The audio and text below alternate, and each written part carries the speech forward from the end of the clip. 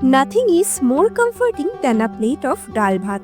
At least আমার তো মনে হয় একজন বাঙালির কাছে তাই। কাল বুধবারের দুপুরে লাঞ্চ মেনুটা ছিল কিছুটা এরকমই কমফোর্টিং। প্রথমে বাটি চাপা গরম ভাতের সাথে নিলাম লাল শাকের চচ্চড়ি। এই লাল শাক চচ্চড়িটা একদম সিম্পল ভাবে শুধু আলু আর বড়ি দিয়ে বানানো হয়েছিল।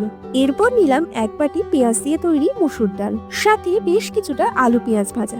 এই আলু পেঁয়াজ ভাজা আর ডালের কম্বিনেশন থাকলে আমার আর কিছুই লাগে না। কিন্তু কালকে শুধু আলু পেঁয়াজ ভাজা ছিল না, ছিল এক পিস মাছ ভাজাও।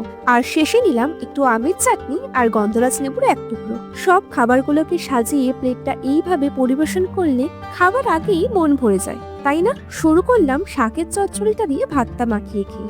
লাল শাক খুব একটা পছন্দের নয়, কিন্তু যেহেতু এতে অনেক গুণ থাকে তাই কোনো রকম সিন ক্রিয়েট না করে খেয়ে নেওয়াটাই বুদ্ধিমানের কাজ। এরপর ভাতে বেশ কিছুটা লেবুর রস চিপে ডাল দিয়ে ভাতটা মাখিয়ে একবার আলু ভাজা দিয়ে আর একবার মাছ ভাজা দিয়ে তৃপ্তি করে খেতে থাকলাম।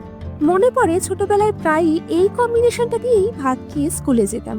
আচ্ছা, আপনাদের প্রিয় লাঞ্চ কম্বিনেশন কোনটা জানাবেন তো। এখন সাবস্ক্রাইব ফর মোর।